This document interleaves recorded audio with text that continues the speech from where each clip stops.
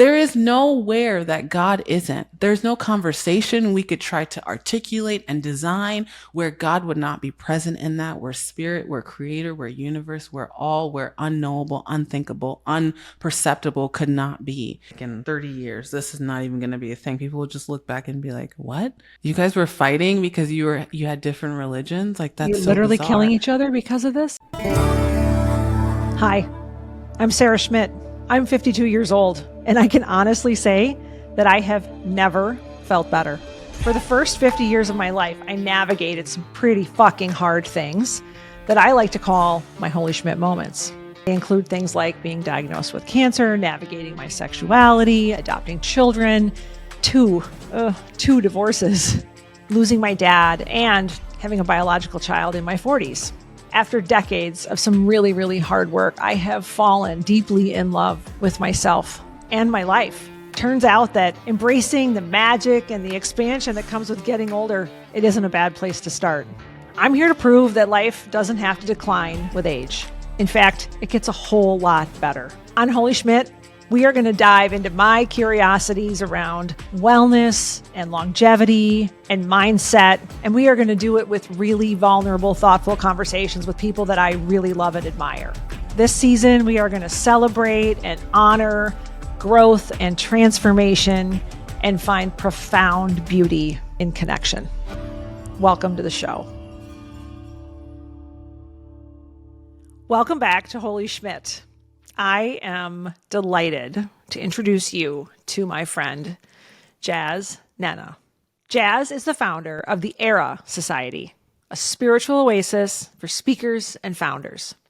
And she also hosts the internationally recognized podcast, Countercultural, where she explores in-depth esoteric spirituality, Aquarian entrepreneurship, and holistic well-being. Today, Jazz and I sit down and we talk about all things spirituality, belief systems, how we understand ourselves in the world, how that translates to us as parents and partners. It's an incredibly mindful, intentional, almost meditative conversation. And I was struck as we recorded it, how much peace and calm I found in myself when I was able to connect with another human who deeply appreciates the fact that we are all spiritual beings. So I invite you to listen today and think about the role spirituality, religion, your beliefs, the role these things play in your life, and how you understand yourself and how it connects you to others. I hope you enjoy this really special episode of Holy Schmidt. I feel this urge to call in the spirits and guides and ancestors. And I mean, I feel literally like when you came on the screen, I felt like mine at least, they were all here. I mean, there's something, Jazz, to your just presence that makes me feel very, very safe. And before you started talking, that's what we were talking about, is finding spaces and places where we can be safe, to not just physically safe, but safe to be who we are, be our truest selves. Yes. And that word truest self is like an ongoing task, right? It's not, we just find that version of us and then it's the end. It's an everyday devotional commitment. And sometimes we forget the day and then we can just pick up the next day. I used to think there was an end point, I was going to find my truest self, period. Me too. I was kind of bummed when I recognized that it was going to be a daily practice.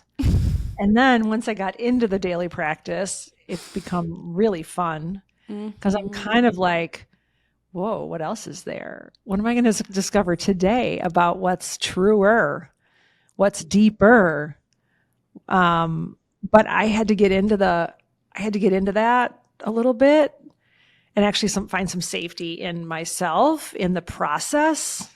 and the discomfort of kind of the not knowing, and this is it, and there's going to be surprises around the bend. But once I settled into that, as you were talking about feeling safe, I was thinking about like if I'm not particularly feeling safe in myself on a given day, like if things are feeling real churned up, real uneasy, real unsettled, it's very hard for me to bring that to any conversation, any relationship, any space. Mm-hmm.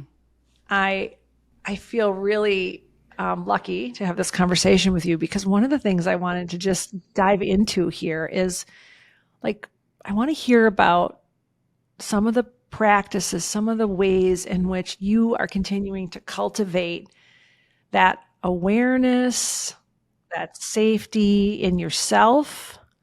I want to just start with how you're doing it in yourself, but then as we go, I want to talk a little bit about how you do it in your relationships. And I mean, one particular one is in your parenting.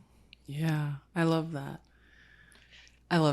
I think, like you too, I also thought that I would just find myself and then I would be kind of done and then I would just be that self. Mm-hmm.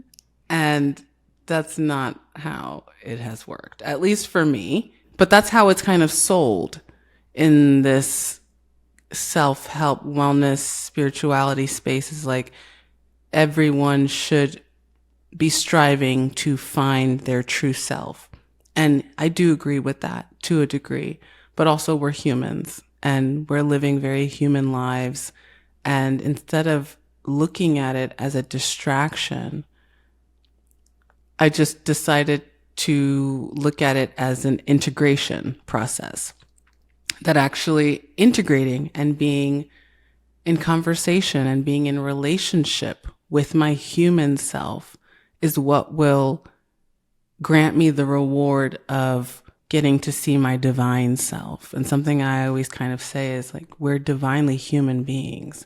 We're not just divine. We're not just human. We're both. And so how do we express as that? How are we in relationship with those multiple parts of ourselves? And then how do we see that and accept that in other people, their humanity and also their divinity? Because you could see both within the same moment. You sure can. It's the surprise and delight of life. Now I see it as that. Before I didn't see it as that. I always would want to hide or reject or delete my humanness, always just wanting to be this very composed together person and being very shameful of my humanity. But what I'm learning now, when I was just telling my husband this yesterday, I'm going to be 35 in a month and I still feel like I'm 25. I was like, nothing has happened since we met, even though so many things have happened. I still feel so young. I still feel so curious in a lot of ways. I still feel like there's so much I don't know. Every day that I learn, it just affirms how much I don't know. And me just trying to be comfortable with that. I'm 52 and I feel the same way. I mean, that gives me hope. Not shitting you. Like, I literally am like, oh my God, what is going to happen today that will blow my mind?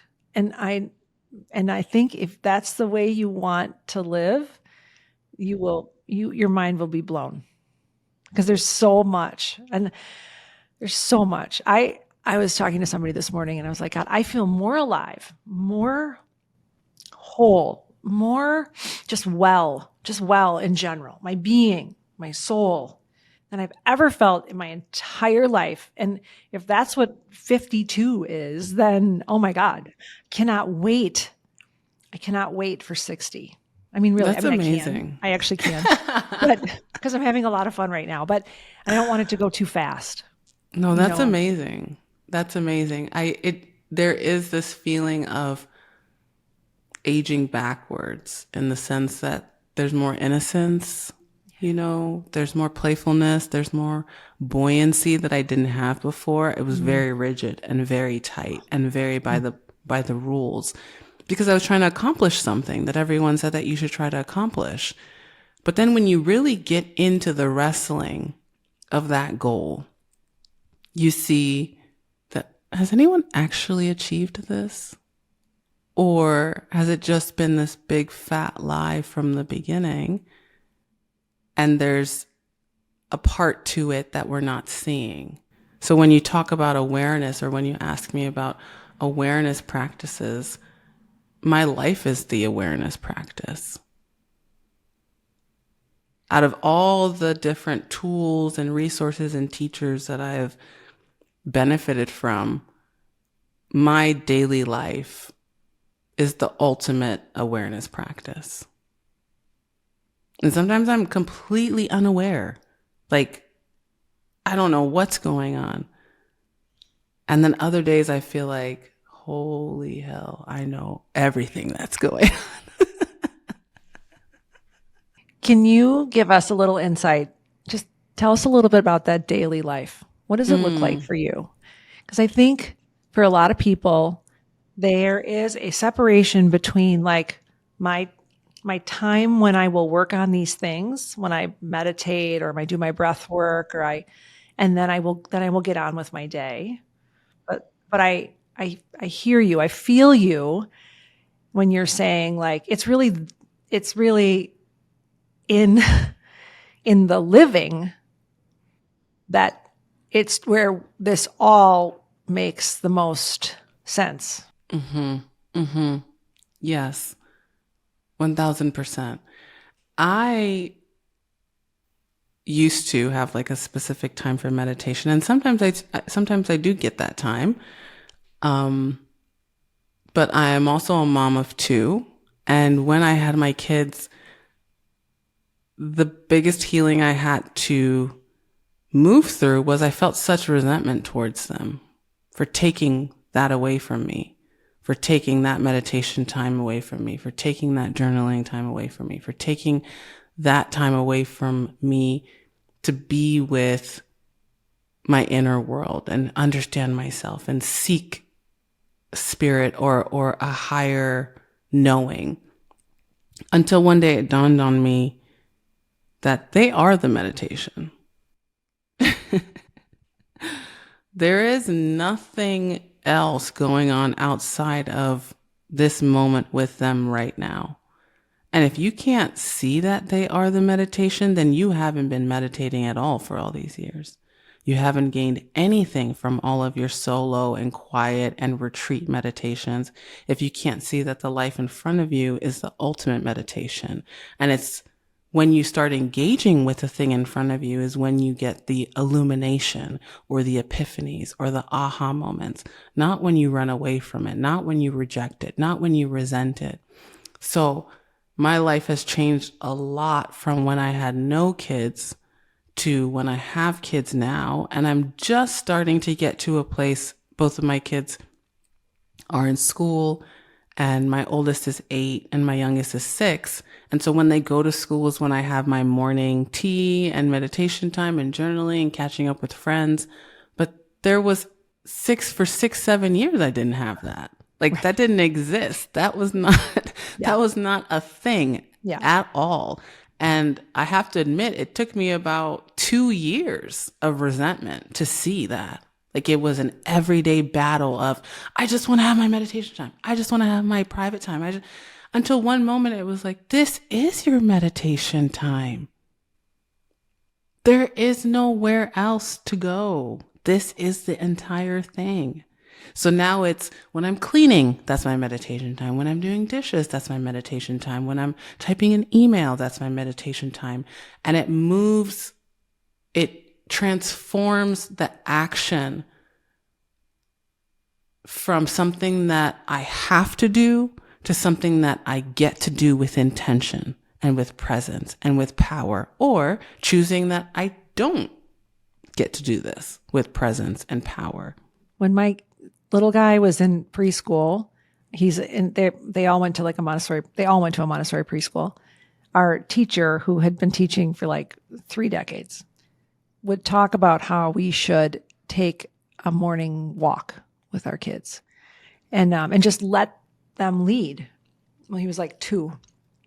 I mean, if you've ever taken a walk with a 2-year-old and let them lead, you're not going to get anywhere. You're not going anywhere. Okay.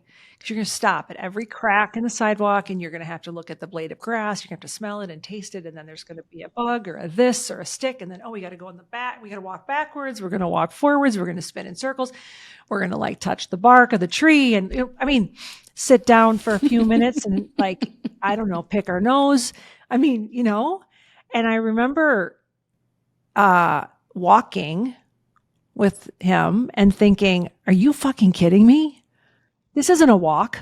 It took me a really long time. And I'm embarrassed to probably admit like how long it took, maybe till my 3rd kid, to see that was the point.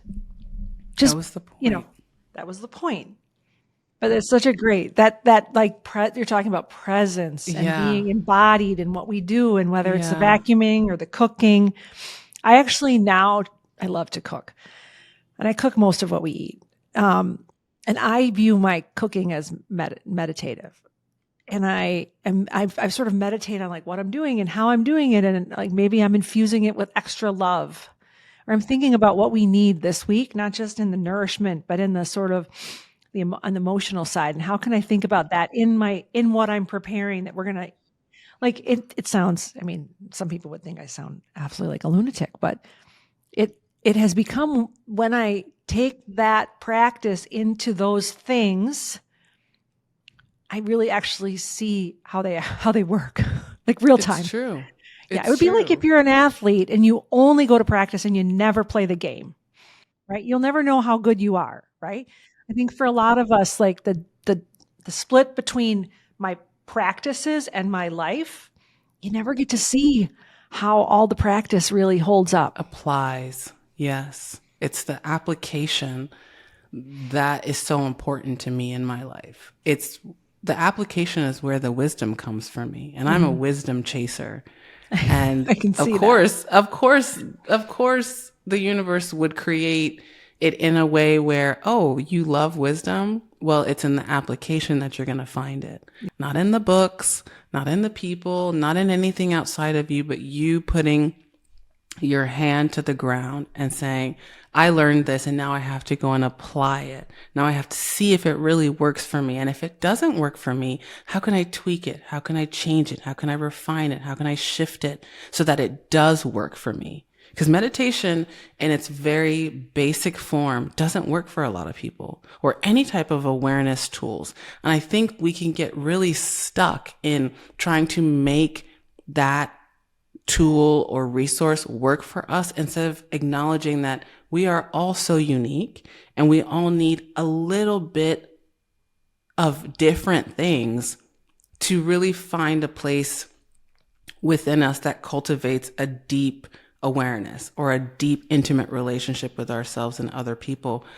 Like, one of my favorite things is to study, the world religions. And because my husband grew up very Christian, and he didn't really have that exposure to the way that other religions work, especially in their esoteric forms, like Islam in its esoteric form is Sufism, or Kabbalah, or Judaism in its esoteric form is Kabbalah. Like, there's so much more juice that can be extracted from the man-made structures of religion.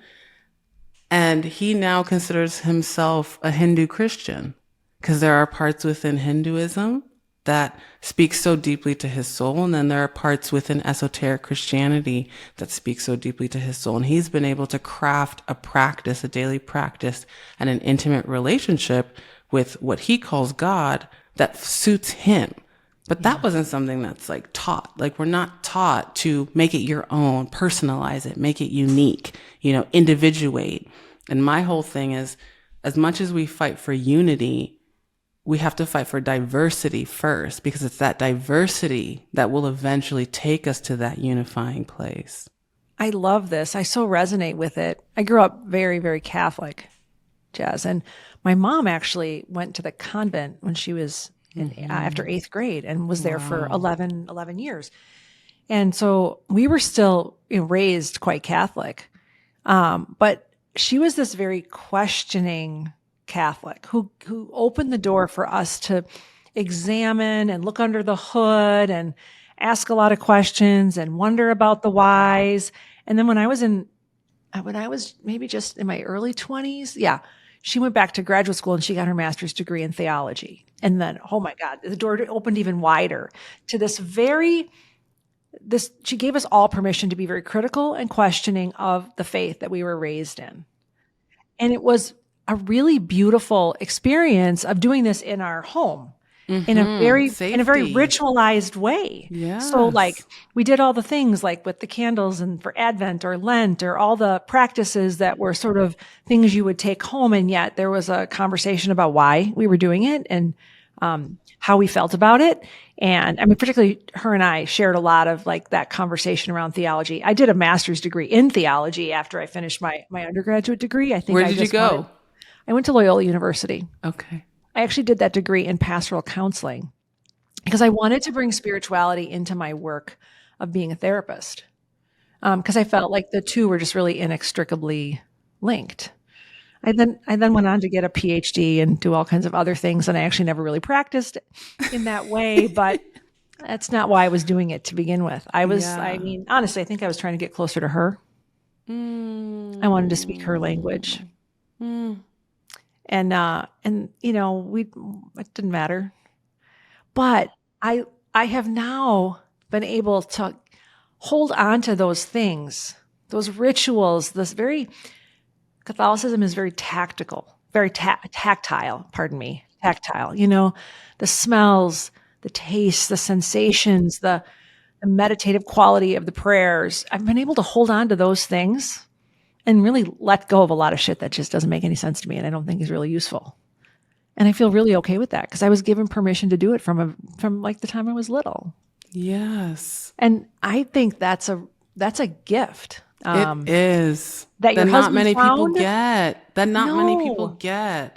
No, And it's sort it of a really this breaks way my or heart. yeah, it's like it's my way or the highway. It is. It is. It really is my way or the highway. And all you get from that type of dogmatic control is people suppressing, not knowing who they are, not understanding who they are, not acknowledging or celebrating their authenticity or their purpose or what makes them special. And so then we kind of have this very homogenized quality to religion. It's no longer living. It died a long time ago, and we're just, praying that all of our rituals will keep it alive in some way. And you can see it in society in the way that, we go through ebbs and flows of religions rising and religions falling, and are people active in the church or the synagogue or the temple or the mosque, or are people leaving it? Because to me, I feel like what we're really craving is just a place to be ourselves.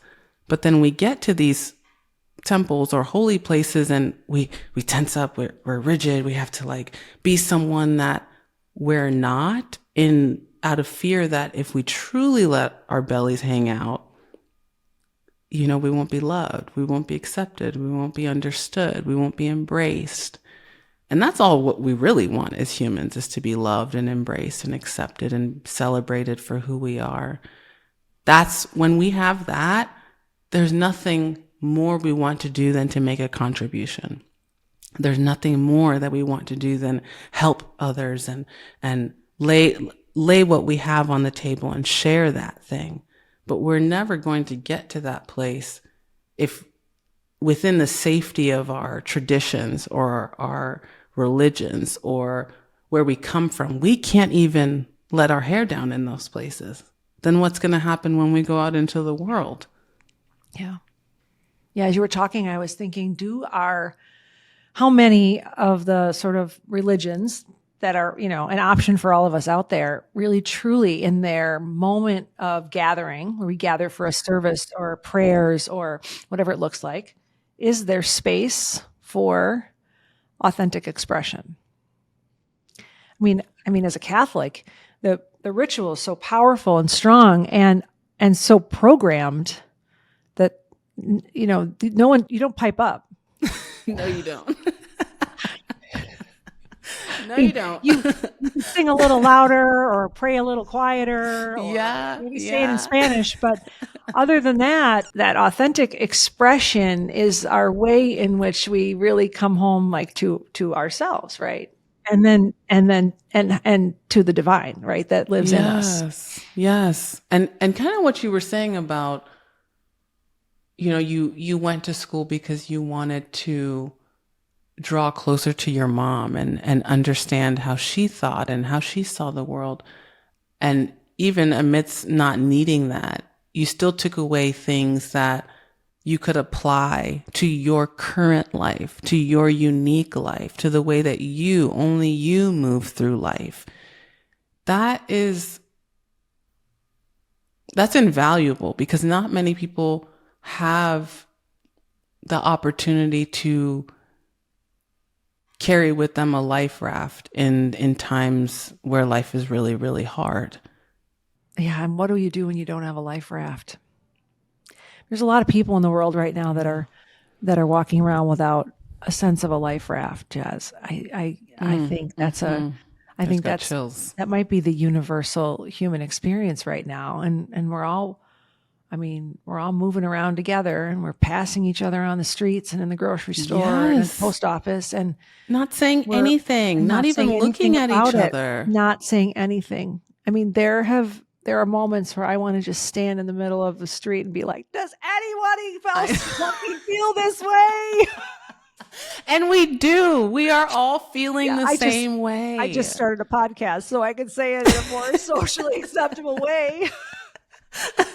But it's so true. It's like I go into Whole Foods and no one even just looks up at each other. Like no one, like what is going on? Like what is going on inside of us collectively that we don't even want to be seen by each other? We must have such deep shame of ourselves that we don't even want the other to see us. So we just walk with our eyes down. And because in order to like go into a place and smile at someone, there has to be something comfortable within you that you acknowledge, that you want to be seen. Your light wants to be seen by the other person, even if they don't say anything back. I thought it was just like my Midwestern sensibility, but I actually realize now that I'm just so hungry for connection that I literally are. I will just I will literally like the person who's checking me out at Whole Foods. I will look uncomfortably into their eyes when I say hello or thank you. I know, same. Like yesterday when the woman who delivers my UPS, Dolores, came to the door and I got a little extra close to her as I was signing for a package. And I reached out and I put my hand on her shoulder and I just said, I'm so glad I got to see you today, Dolores. I hope you have a great day. And it's not like I'm not trying to prove a point. I just have come to accept the fact that I am really hungry for connection right now. Yeah. And I need it in these little ways. Yes, we do. I mean, with my electrician who came over, we had a little chat, and I used to be embarrassed by that, Jazz. I used to feel like I was like, there was something wrong with me. I remember my sister talked about when she moved from the Midwest to Boston and she was like chatting up with everybody and everybody in Boston was looking at her like, what, we don't do that here, why the fuck not? Yeah. I mean, I feel like we could have this massive cosmic shift if we all just looked at the people we encounter during the day, like in the elevator, whatever, on the sidewalk. Hi, have a great day. I just feel like everything could shift and turn around. Mm-hmm. Mm-hmm. And even just in presence, like I don't talk a lot. My husband is more of the voice of our family. So when we go into the stores and I can't find something, I'm like, babe, go find someone. I need help. I'll never go up to them, but he will 1000%. And so what I have chosen to do, I guess, is to cultivate my presence. That is my presence warm? Is my presence available? Oh, I love is my that. presence? It's because it's more quiet. I don't use a lot of words. I don't talk a lot to people. Like you're the first person I'm talking to today. My house. As soon as everyone leaves, it's just quiet for the rest of the day. Like I don't talk to myself. I don't really hear my voice throughout the day. And so if that's not my strength, then I have to really double down on what my strength is, which is presence. If you're in a space with me, we don't have to talk. We can just sit, because what I'm emitting, what I'm really saying to you is, it's okay. You can be your full self here. There's nothing that we have to fill in the gaps. That it can just be silent. And in that silence, that communing is happening still without words. And maybe even more so, a unfiltered communion, something that doesn't need words to explain how much I love you, or how much you love me, or how much space you're holding for me. There's something special about, where two or more are gathered, even in silence, that there doesn't need to be a lot of commotion for us to feel connected. I'm having like an emotional response to you saying that. Like I'm tearing up a little. Oh, I love that you just went there, because you've just given people, again, the freedom to be themselves. Like, I want to say hello, but you just want to show up with with an energy. It says you're welcome here. Like, and both of those, and probably a dozen other ways, are ways in which we can commune. Yes. Yeah. I used to feel so guilty for always being the quiet child. And my mom always would say, like, you never stand up for yourself. You never stick up for yourself. Your sister's always having to stick up for you. And that's still kind of a wound that I'm healing, is that, like, oh, I never stick up for myself. So then I learned to be more forceful and hardened in a way, to be honest. And I was sitting in a meditation last week, and the word that just kept coming up was sweetness. Just, you're so sweet. You don't have to try to be anything more than that. And it's really nice to just come back to a place where I don't have to make myself be wrong for how I naturally am. Yeah. Yeah. Yeah. Yeah. Well, and I saw a post that you did, maybe it was even just this week, about, wouldn't it be beautiful, or sort of this vision that you expressed of actually, like, imagining people of all religion, faiths, practices being able to come together in a place, a physical place. I imagined it as I read this little post, a physical place where all could worship the God, the spirit, universe, whatever it is, in communion. I mean, and that what would it be like? And I thought, oh my God, that sounds amazing to me. I want to go there. I want to try that. I want to show up with all of my complexity in that space, because I thought, God, literally, if we could do that, we would illustrate to ourselves that there is indeed room for all of this, right? There's room for all of this. And if there's room for all of that, then there is room for everything. I feel like what you were imagining is like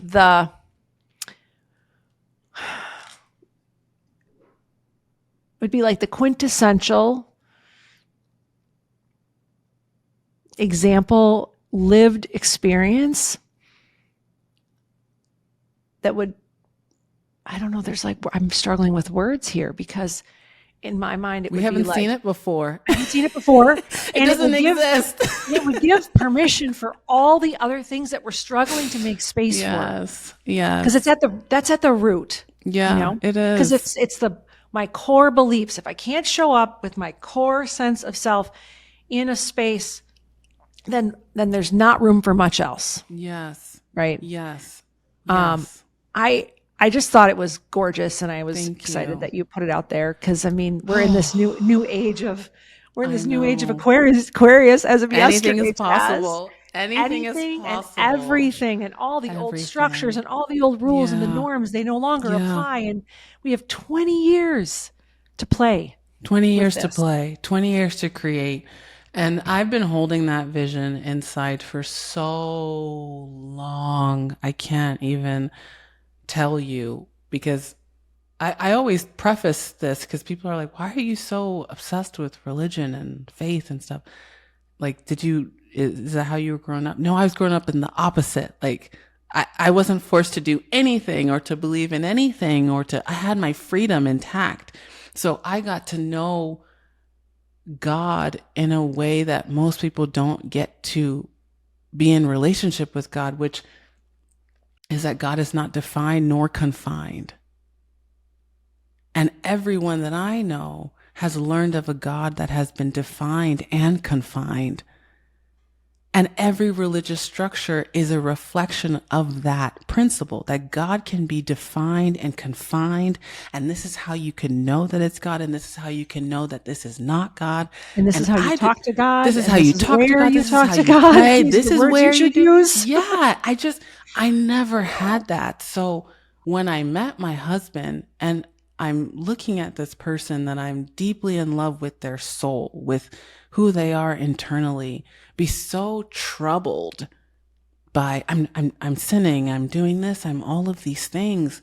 I just thought, how is it possible that we're both humans on this planet and this person got this indoctrination of what God is, and I got a totally different type of conditioning and indoctrination.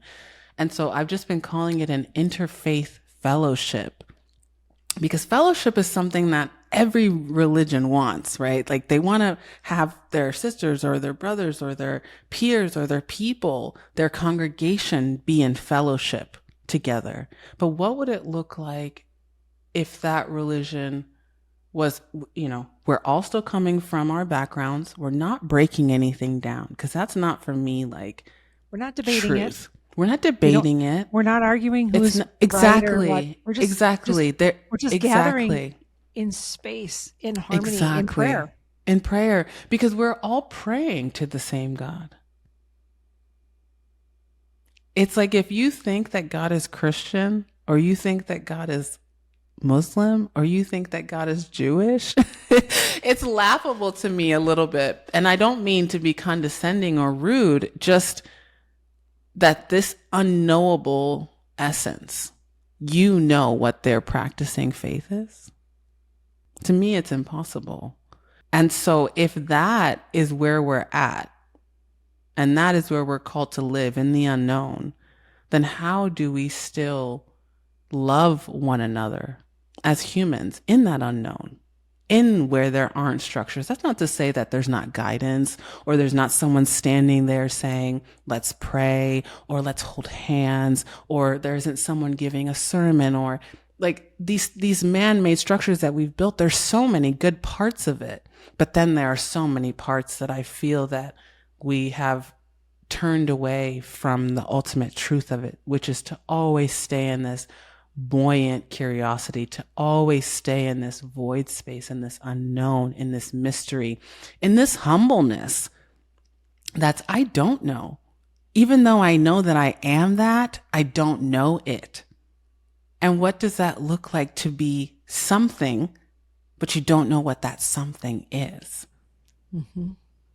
I think it's beautiful. I think it's so gorgeous. I've been playing a lot in the last year with my discomfort with uncertainty. And I spent the last year working on just getting comfortable with uncertainty, and with just the fact that I don't know, and entering into every day and every experience with the just reminding myself that life is uncertain and I don't know. And that's okay. And that ultimately all I can do is trust the universe has my back. Now, I have 1,000 stories about how in my life I know the universe has my back. I've talked about 12 of them on my podcast. Okay? Could tell a million more. But for some reason, even though there's 1,000 examples, and maybe there's a million, it took until this year and a concerted effort, a real intention set to live into that space. Life is uncertain. I don't know, but the universe has my back. And what is meant for me will find me, and what is not meant for me, I will be encouraged to let go of. I mean, I tell you what, this has been the most freeing year of my life. I am happier, more content, more peaceful, not to mention like better mom, lose my shit a lot less often. I'm healthier. God, metabolically, I think I'm healthier. I mean, if we want to translate into what does this kind of stuff do for us in our physical selves, I feel more connected. I feel more connected to a handful of humans who are like really my tribe than I ever have. I feel more comfortable with my own vulnerability. I cry easier. I laugh more. I mean, I could keep going here, right? Complete It's expander. easier for me to make healthy Yeah. choices in what I eat. Yeah. Like Jess, I it's mean, amazing. It's it's amazing amazing. to Like me. I'm getting emotional hearing you just say that, because for me, that is the whole point of, I have this hypothesis, this thesis around how our spiritual health, every type of health that we can see, is tied back to an unseen realm of our health. And it hasn't been proven by science fully, but I just know with the depths of everything inside of me that disease, ailments, stresses, anxieties all start in the realm of the unseen first. Yes. Oh, I am with you. I am with you there. In And my everything life, that you just said, all yeah. of the luxuries, all of the healing also starts within the realm of the unseen. Like you saying, I don't know, but I know that I am supported and protected. Just that little nugget, that spark has then now shown you in 3D manifestation what that belief can do. It's like my blood pressure's lower, my cholesterol's in better shape, I have a better resting heart rate, my HRV score is higher, I sleep deeper. I mean, if you want to talk about like my CRP, whatever, what are the scores of like inflammation in your body? It's like there's hardly any. I know it's related to a lot of other things and how I actually take care of myself, but what it started with was this mindset shift, was this intention, Yes. back And to it's what you were fueled sort by of talking that. about. Yeah, and Yeah. literally fueled by that. There's just so much that you said that is the spiritual practice. Like, my husband is white, my kids are biracial. And while they don't have any of the hangups that I've seen in other mixed kids, I don't know what's going on in their brain. I have no idea what they are intaking. I will say that we were living in Bali for 4 years. We came back to America and we thought, oh, we're just going to visit my husband's family here in the Midwest. And my mother-in-law read my daughter a book from the library, just talking about freedom and slavery slash enslaved people, like from a very like it's a child's book, right? But these concepts my daughter was not familiar with. She didn't know. This was her first time. Okay. And so then she comes to me later on, a few days later. I didn't know that this had happened. Like, your grandma's reading you a book. Like, I'm not thinking you haven't never had this concept placed in your mind before. Like, I don't know where you're going with this. A few days later, she comes up to me and she says, if you're black and Papa's white, why are you guys together? You're not allowed to be together. And I was like, where did you get that from? Because we've never had those types of conversations before. And she said, from the book, the book where the white people didn't like the black people and so they could never be together. Does that still happen in today's time? And I was just like, oh my God. So this is okay. So we're here. We're back in Here we are. America. Yeah, we're back in America. I couldn't shield them from that. And I don't even really know how to navigate those conversations outside of the realm of our family. So I just speak to it in context of our family. And we love each other, and Papa and I love each other. And yes, those things still exist in the world. I mean, even just me saying it to you now, it's like I still don't even know like what's the right answer. I don't even know like what's the right thing to say to her. How do I articulate to a 6-year-old like my parents are together, but I read this book that they're not supposed to be, and like, does that mean other white people don't like me? Like, how am I navigating? Like, it's honestly mind blowing. I don't know what I'm doing. I, you know, I don't either. A couple of years ago, my son came home. So I have one biological child. He's 8. He's my 8-year-old. He was about, I think it was like kindergarten. It was Martin Luther King Day, and they had read a book about Dr. King. And he came home and he said, is Dr. King the man who said that Will and I can be brothers? So my son, who's black, who's adopted, is he the man who made it okay for Will and I to be brothers? And I mean, I don't remember what I said, Jazz, in that moment, but I tried to go into a 6-year-old version of who Dr. King was and what he stood for and what he fought for, and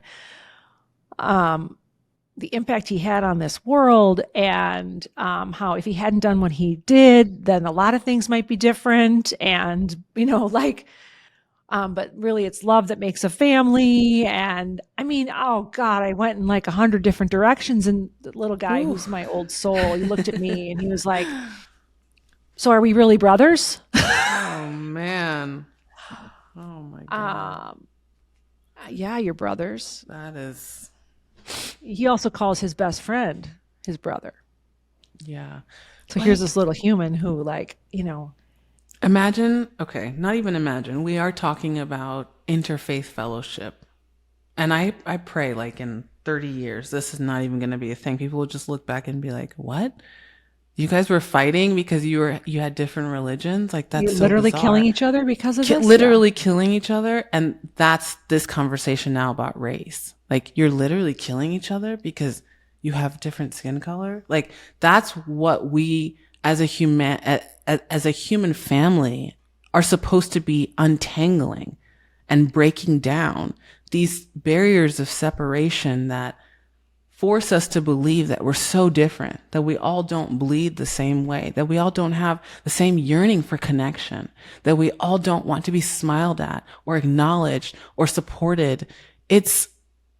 We're coming right back to it, aren't we? I know, because you said, what is the daily practice? This is the daily practice. This is the daily practice. There is nowhere that God isn't. There's no conversation we could try to articulate and design where God would not be present in that. We're spirit, we're creator, we're universe, we're all, we're unknowable, unthinkable, unperceptible, could not be. It's because that exists that we can have that conversation. That your son is saying, we are brothers, actually. It is weird that those people back then thought that we weren't. But the affirmation is that we are. And anyone that I feel that kinship with is my brother. I think it's so beautiful the way he expresses it.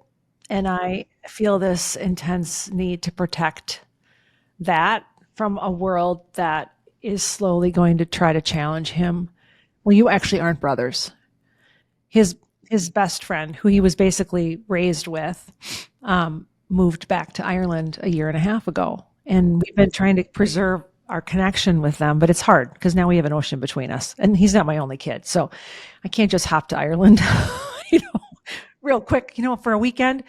And we were just together for a week in Iceland, actually, just a few weeks ago. And the whole point was just to get the boys back together. And we did this 5 days in Iceland. And I saw them the way I saw their connection. I saw their love for each other. I saw the way they bickered together and they picked, all the things that brothers do. And there was 18 months in between this period of actually living in the same, practically living together to now. And they are as rock solid in love with each other as ever. And it was this very reassuring experience for me because I felt like, you know what, Sarah, the world is going to protect this, the universe. Just like I need to trust that the universe has my back, I got to trust it there too. That love, that connection, it's bigger than all this other shit. Yeah. And And it I has lasted this long since the beginning of humanity. That's beginning of why we can humanity. even see it. It's been protected this whole time by Dr. King, by all of these role models and people within our society that advocated for this type of love, this universal love. My friend always says, "You're such an advocate for universal love." And I never thought of it that way, but yes, I am. Like, that is at the core of everything. Everything you want, every desire, every vision, every relationship is love. And I know we use it so much that we don't really get to wrestle with what love means that often, because we always just say, "I love pizza," or "I love you," or we don't know, we don't get to feel like how deep, what really is love, like, and how important it is. I just had this moment of this thought. I remember when I think it was Will, who, when he was little, he was like, I need a new word because I just feel like love isn't the right word for how I feel about It's not you. enough. What's another word for you? I mean, I know I love pizza. I love French fries. Yes. And how Yes. I feel about you is not that. And you know what he said? He said, I What? mom you. Hmm. Hmm. I mom you. I was like, whoa. Like we talk about agape and all the forms of love, eros, but then he came with his own. Yeah. I Hmm. mom you. I'm you. Yeah. I was like, holy cow, you brilliant little human. Yeah. Unfiltered, unadulterated, unconfined. I am you. You are me. Your mom. Yeah. I'm mom. Yeah. Yeah. And he's the kiddo that was not birthed from me. We share no biological connection. Although I feel like when you live in the same space with someone for long enough, you exchange cellular DNA. I feel like 1000%. the That's longer the you breathe a common air, you sort of exchange. But you know, 1000%. I he's 19 now, and he just went through a really tough health scare, and I had to. He's in college, and he and his other mom and I did an amazing job managing this health scare and helping him stay in school, which is what he wanted. And we were out there kind of changing the guard. She was leaving, I was coming, and we had this moment, and I was like, Will, I love you. And he goes, I love you more. I said, no, no, you don't. You can't. He goes, it's not fair. It's not fair. I want to Aww. love you more. 19, 19, Aww. and his other mom looked at him and she goes, she's right. We love you more. We always are going to love you more. We got that one. That protected love, the universal language of it. Yes, it is. It's so universal. And I wonder, like, there's this universal reality of love that parents, I think, feel for their children. And I sometimes wish that we could translate that into how we love one another. I think we That can. I think we're I do too. trying. I think also that no one's taught us that. Like, within the safety of our homes, the way you were describing the way that your mom carved out intentional space for you guys to contemplate and to think and to philosophize and to wander and to imagine and to fall and to get back up and to see where your beliefs have been conditioned by this experience or that person or this thing that you saw. Where are those spaces for us to do that? Like, collectively, communally, individually. I mean, it's not fair is really just the feeling that I get. It's like, it's not fair. We are all wanting this sense of peace and harmony and love, but how can we demand that of each other when we do not have the tools and resources that support us in getting to that place? We struggle so hard to give ourselves any grace to make any mistakes. And therefore, we cannot extend that to others. The level of pressure, perfectionism we insist in ourselves, it infects all of our relationships. There's no space for, you cut me off, you didn't use your turn signal, you bleeping asshole, like whatever, that was intentional and you were out to get me. And, therefore, boom, I'm going to retaliate. And It's so wow. quick too. Yeah, we're quick It to the happens. trigger. Yeah. Within one breath, revenge appears. Right. Yeah. It's not like some thing that's, in the darkness that's hunting us. It's there, right there. It happens right there. And we have to be quicker than it. And actually, our nature has been made to be quicker than it. It's the nurture that we don't have. You're always on the defensive. You always have to be at the ready. Yeah. Which makes it really hard to cultivate a sense of pause and ease if you're also having to be at the ready. And you're really talking about creating intentional spaces where we pause. Where we pause. Thank you for reflecting that, because that's my deepest desire, because that's what I want. And that's actually what I wanted as a child. I didn't have that. Like, my mom is amazing and is incredible and worked so hard, but she couldn't give that to me. And it's the thing that I crave the most is quiet. I had to have a family meeting the other day. We have these family meetings where I'm like, I need to share myself with you guys. And my kids are there and I'm crying and I'm just saying, like, I am going to ask of you something that not even my mom could give me. And I'm not asking you to give it to me. I'm asking you to give me the space to cultivate it for myself. Like, I need quiet. I just need it. I need it like I need air. I cannot go without it. I feel disheveled. I feel broken when I don't have it. I need quiet. I need my time with God. I have to have it. I want to be a great mom to you. I want to be a great wife. And I cannot do that if I cannot be with myself, with God. You did them. I mean, you gave them such a gift, right? By showing up with your vulnerability and then actually like entrusting them with that and allowing them to respond. And like we don't give our kids enough credit. Like, I mean, they're perfect. This is a beautiful request and teaching moment that a lot of parents would be like, oh, I don't want to ask anything of them. And I did. I went that way for so long until just this voice inside me was just like, you have to receive. Yeah. And you can't receive if you don't ask. I have had moments where I've had to say, like, guys, I'm kind of at the end of my rope. I need everybody to pick up a little slack here. I'm getting frayed and I can't keep doing this alone. It's been very well received, I have to say.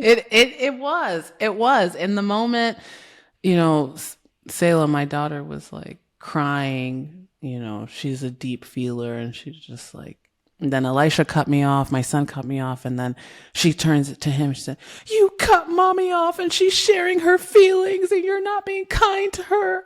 And then, so then I had to like stop what I was doing to like detangle that. Tend to them. And yeah, I get it. But they were also learning how to do this in community. They are. The only way to learn how to do it is to do it. So there you go. Exactly. It was the full application of like all of the, higher philosophies of like, this is your family and now you have to do it. And my husband is fuming because his whole thing is like, he's obsessed with me. And everything is for me. And like, you guys are not listening to your mom and to my wife. And then I had to tell him, okay, you need to take a breath.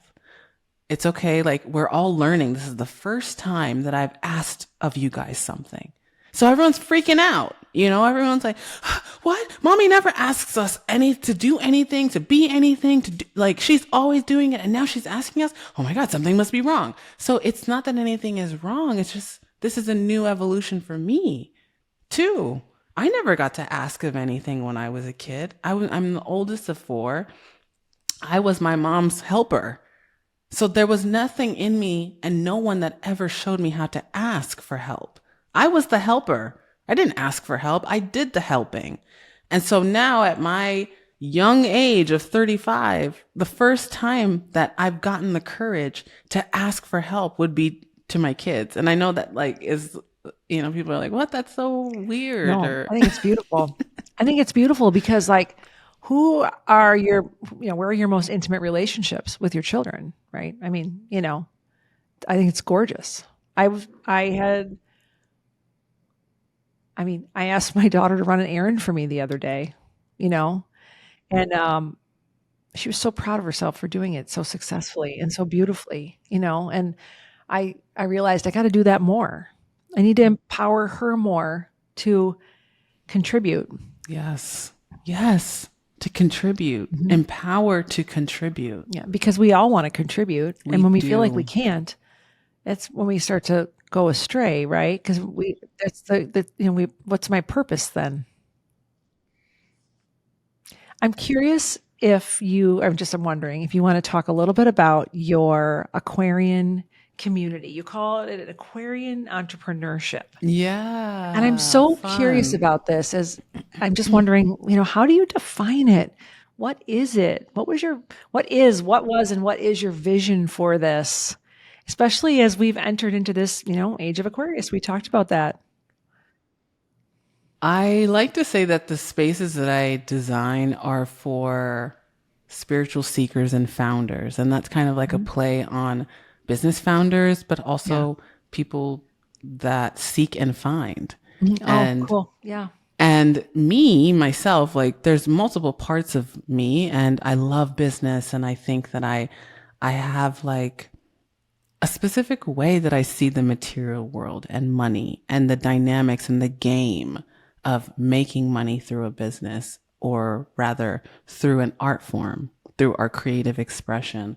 And I just never found others or spaces that spoke to my desire for wanting to do things differently, holistically, philanthropically from the beginning. We oftentimes see examples of philanthropists and nonprofits and these types of things that are almost like reacting to our society, to the problems of our society. They're moving from a very reactionary position. I wanted to move from a very proactive position. So if I'm going to start a business, I'm thinking about it being philanthropic from the beginning. That doesn't mean that it's registered as a nonprofit or I'm giving away all my money.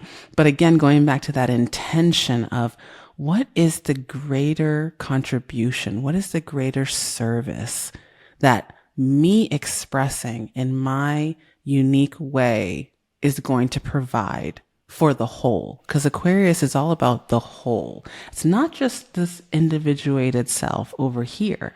It's about how do I add my individual light into the whole. And when we use those types of principles, the ideas that we come up with in business, they're just completely different. They look different. They feel different.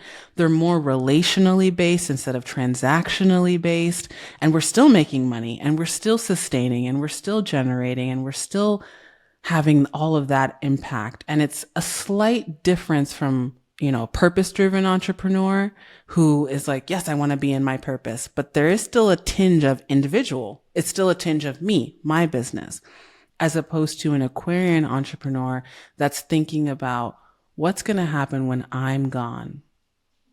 Will this have seeded something? Will this have given a leg up in some way to another person to carry the baton forward? It's really about the collective. It's really about society and less about, and I don't mean diminishing the self. I just mean the centering is more about the collective and you're included in that collective. So you're also creating something that should benefit you as well. And I like to think that the people that are drawn to that type of philosophy and principles are also deeply spiritual people.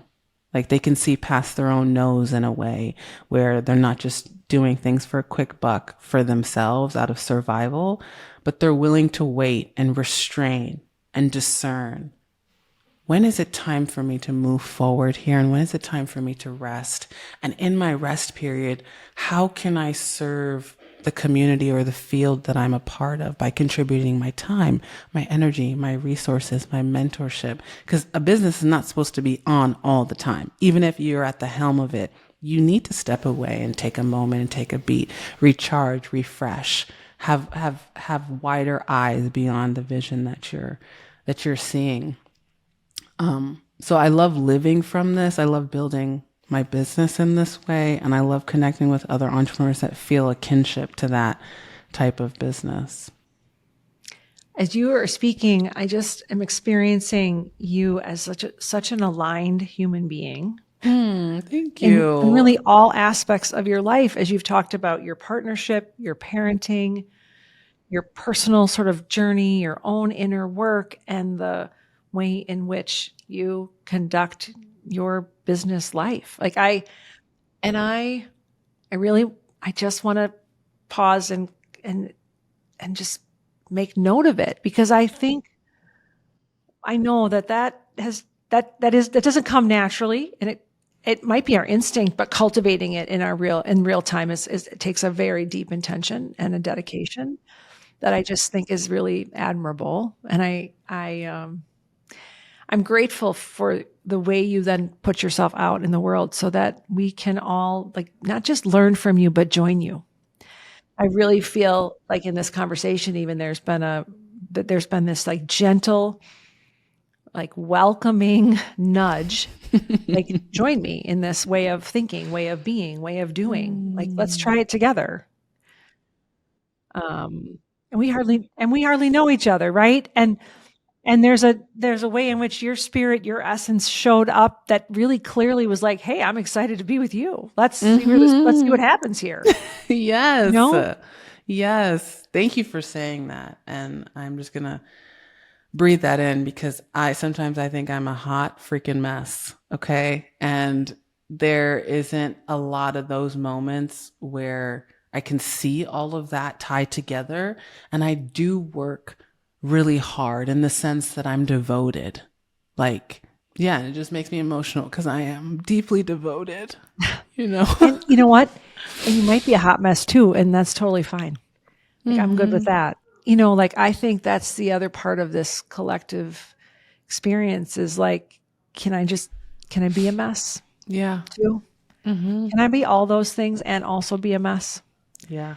Because it is really from the messiness that I think we find I think this is where I think that it's being in the mess that, I mean, really helps me get to the kind of essence. When we talked about like I'm never done. I'm always learning. It's always exploring. It's exploring the mess. It is exploring the mess. And that was my word for like the past 5 years is devotion. Before that, it was discipline. I was like, I just want to be devoted. Like, it's hard, man. It's hard work day in and day out. And now my word coming up is conviction. Like, I want to be fucking convicted. Like, you can't move me. Doesn't matter what you say. It doesn't matter what facts, what proof you bring against me. I'm immovable. I'm unshakable. And I'm not there yet. But that's like my next dream is like, I want to be so convicted because these like past 5 years have just, I mean, I'm on my knees. I'm devoted. Like, show me. I don't understand. I don't know, but I want to know. Like, I'm a baby. Teach me. And I My haven't. word has been unflappable. But what's more powerful for me is Yes. the image I've cultivated around that. Like, I want to be like the rock in the river bed that the water is moving at its pace and time and flow and, through storms and ice and all the things, right? And it remains the rock. It doesn't change. It's the Yes. rock. And it is who it is. It knows who it is. It knows its place. And it is just there. And that's been my sometimes I'm better with images than I am with words. Sometimes I'm better with words and images. But for me, Like that image for me for this year is that it's the and your word of convicted that made me think of the rock. And not to get all, theological on the Oh, go listeners there. for a minute, but the rock, when Jesus is saying, and this is what I'm going to build my church on. Yeah. It's that Right. imagery that you just Mm, stated. Immovable, unshakable. Doesn't matter where the wind blows. You are here with yeah. me. I'm really grateful you brought that in because for a long time I rejected a lot of those I mean, particularly the things that I grew up hearing what Jesus said. I grew up with the parables and the stories, and they were very much like I was in Catholic school. I went to church 4 times a week. It was a daily part of my life, those stories. And I rejected them for a long time. And I didn't look at them. And a lot of things have been coming back to me. I mean, yesterday I meditated it on, forgive them. They know not what they do. And earlier you just said, when two or more are gathered in my name. I'm grateful because it's sometimes hard. I mean, I know I could go to Catholic mass and I probably could find some people who'd want to talk to me about this, but there'd be so many things where I wouldn't feel like my whole self Yes. was really was really welcome in the space. I know it. I know it. I So, know it. creating a little place here where I could bring that part and all the Yeah. others Yes. And is that and, really and is a gift. it is a gift. And that's really like my whole thing is, when I met my husband, he knew the Bible back and forth. He knew every verse. He knew everything, all the like the lineages, that I don't even know the Bible like that. Like he can talk about the Hezekiah this and then that person had this child and named it this. Like he's like a nerd. Okay. I'm so far removed from that. I'm more of the like I can read a verse and internally it's like a voice is telling me what that verse Yeah. means, I but I like to pick don't and choose.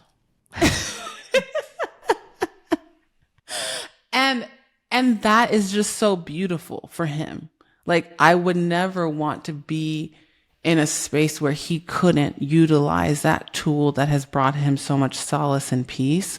And that's why I'm not for dismantling religion. I'm for a graduation of religion. Like it needs to graduate. It needs to go beyond what we've seen it as because we have evolved and it hasn't. Let it evolve. I was thinking evolution when you said Yeah, graduation. The word that came to mind was evolution. And could it evolve with us? it Could we has could we to. allow it to? It Well, has to. I have this feeling. I think that this new era that we have just entered into, I don't know that we're going to get a choice here. Our effort to control this so tightly is clearly I mean, it's showing how flawed, how problematic that is. I think, we are going to be forced into an acceptance and an acknowledgement in a different way of relating to. I think it's happening. It's more for me. It's more of a question of can we resist less? Mm-hmm. Yeah, Because it's going to unfold. it's going to unfold. Jazz, I feel like we have to wrap up, and we could just keep going forever and ever. But I Yeah, think the that's a way good you said, place. yeah, it is. It's going to unfold. I I am I am just all lit up by this Me conversation too. and just connecting with you today. And Me too. It feels like we're not even across screens. I know I'm kind of like I feel like you're just down the block or something, which but I'm particularly grateful that I got this moment when you were ready to speak today. Thank you. Your voice is really powerful, and Mm, I just feel like the universe meant for us to connect, and yeah, I just can't wait to see what might unfold here. me too. Me too. I'm so grateful. I feel like everything was in perfect timing because I've been in hibernation for a long while. And so it's just so nice to, for me, it feels like this conversation was like the doors opening and now I can walk through it. into my conviction. I feel like this is the invitation into my conviction. It's like, you did a great job. Bow to devotion. Thank you so much for everything that you taught me. And now I'm entering this season of conviction. And I thought that it had to be this, like, I'm going to have to fight against the world and hold my line. But this conversation has just shown me that no, it's not about that at all, actually. You're not going to have to fight or challenge anyone. There's going to be people all around you that want to be with you. Maybe conviction isn't about the challenge. Maybe it's about the kind of linking arms together and saying, like, this is what we stand for. This is what we're standing for. Well, I'll stand with you pretty much anywhere. I'll stand with you. Yeah. Oh my goodness. Well, I can't wait till our next conversation. Me too. Thank you. Yeah. This has been just beautiful.